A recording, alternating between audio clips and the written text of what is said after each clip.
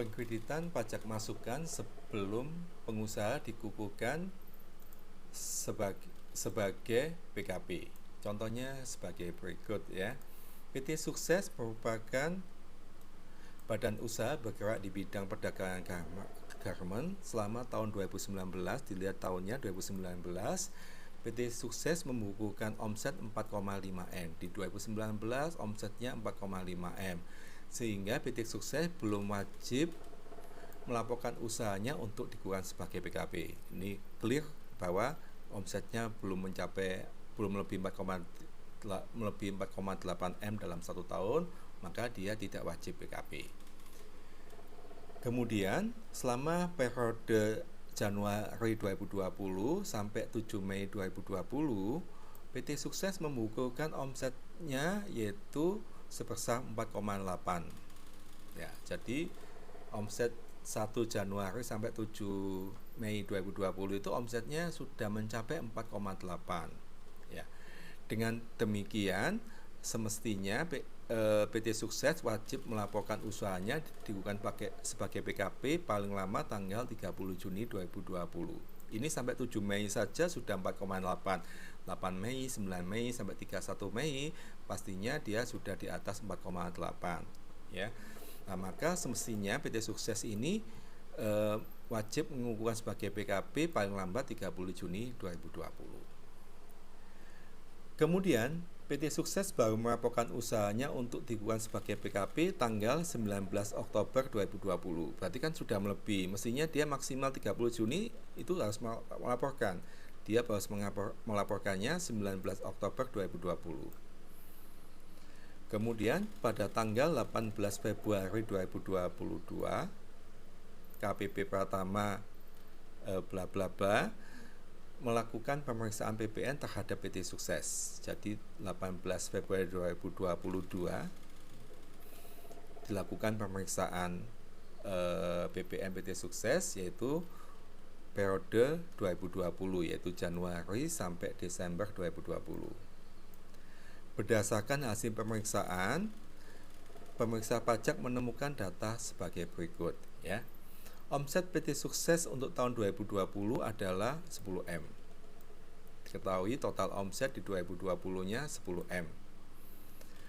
Kemudian penyerahan garment PT Sukses dikukuhkan sebagai PKP 19 Oktober 2020 sampai 31 Desember adalah 1,7.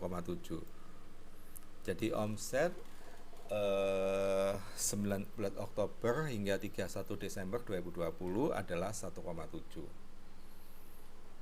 Kemudian penyerahan garment PT Sukses untuk periode PT Sukses yang seharusnya dikukuhkan sebagai PKP yaitu 30 Juni 2020 sampai 18 Oktober 2020 2,5 M. Paham maksudnya? Di sini berarti PT Sukses itu kan mesti omset sampai 7 Mei adalah 4,8 M. Maka sampai 31 Mei dia mestinya melebihi 4,8 M ya. Mestinya sudah lapor maksimal 30 Juni ya. Setelah diperiksa poin 1 omset totalnya 10 M. Kemudian poin 2 omset sejak PKP yaitu 19 Oktobernya adalah 1,7. Kemudian omset yang seharusnya dikukuhkan sebagai PKP yaitu 30 Juni sampai 18 Oktober yaitu 2,5. Tadi yang bermasalah kan 2,5 ini ya. Berdasarkan kasus di atas, apakah PT Sukses dapat mengkreditkan pajak masukan saat sebelum dikukuhkan PKP? Ya, kalau di aturan sebelumnya ya atas ini atas PM-nya dia tidak dapat dikreditkan ya. Maka dia akan ditagih full atas yang belum dibayarkan. Soalnya mestinya 30 Juni harus PKP. Dengan info tersebut, maka penghitungannya adalah sebagai berikut. Berdasarkan ketentuan pasal 65 ayat 1 PMK 18/2021, PM atas perolehan BKP sebelum pengusaha dikukuhkan sebagai PKP dapat dikreditkan oleh PKP. Dalam hal ini, perhitungan pajak masukan dihitung berdasarkan pedoman pajak masukan yaitu 80% dari pajak keluaran yang seharusnya dipungut Dengan demikian, perhitungan pajak masukan atas penyerahan keuangan PT Sukses dikukuhkan sebagai PKP adalah sebagai berikut, yaitu PK yang seharusnya dipungut yaitu 30 Juni sampai dengan 18 Oktober, yaitu 2,5 dikali 10%, tarif pada waktu itu 10%, 250 juta. Ya. Kemudian pajak masukan yang dapat dikreditkan, ya, pajak masukan yang dapat dikreditkan yaitu 250 juta dikali 80%. Di sini dalam hal penghitungan pajak masukan dihitung berdasarkan pedoman pajak masukan yaitu sebesar 80%. Jadi 80% ini berdasarkan pedoman penghitungan pajak masukan. Jadi sudah ditentukan 80% tanpa melihat PM yang sesungguhnya. Jadi sudah dikasih nilai dengan pedoman penghitungan pajak masukan 80% dikali PK-nya yaitu 250. Maka hasilnya adalah 200 juta. Ya. Maka PK dikurangi PM adalah yang ditagihkan, yang dibayarnya adalah 50 juta. Kemudian bagaimana menginputnya, ya? Tata cara pelaporannya. Masa pajak dalam SPT masa PPN diisi dengan masa terakhir dalam suatu tahun buku sebelum tahun buku saat pengusaha dikukuhkan sebagai PKP, yang meliputi PK atas penyerahan BKP dan atau JKP untuk periode tahun buku yang bersangkutan. Ya.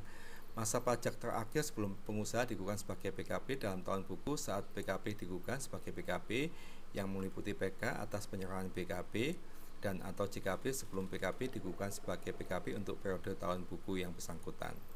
Ya, penjelasannya di sini. PK dilaporkan secara digunggung. PK-nya itu dilaporkan secara digunggung, ya. Ya, karena dia waktu itu belum mengajukan PKP. Dalam SPT masa PPN 1111, nanti kalau kita belajar SPT masa 1111, ya, di formulir AB bagian 1B2 penyerahan dalam negeri dengan faktur pajak yang digunggung. Kemudian pajak masukan dilaporkan dalam SPT masa 1111 formulir AB bagian 3 B3 hasil penghitungan kembali pajak masukan yang telah dikreditkan sebagai penambah pajak masukan sebesar 80% dari PK. Ya. Jadi untuk perhitungan tersebut nanti diisi di SPT masa 1111, ya, yaitu senilai 250 nanti diinput di form AB digunggung, ya, form AB digunggung. Kemudian PM-nya 80% hasil penghitungan kembali.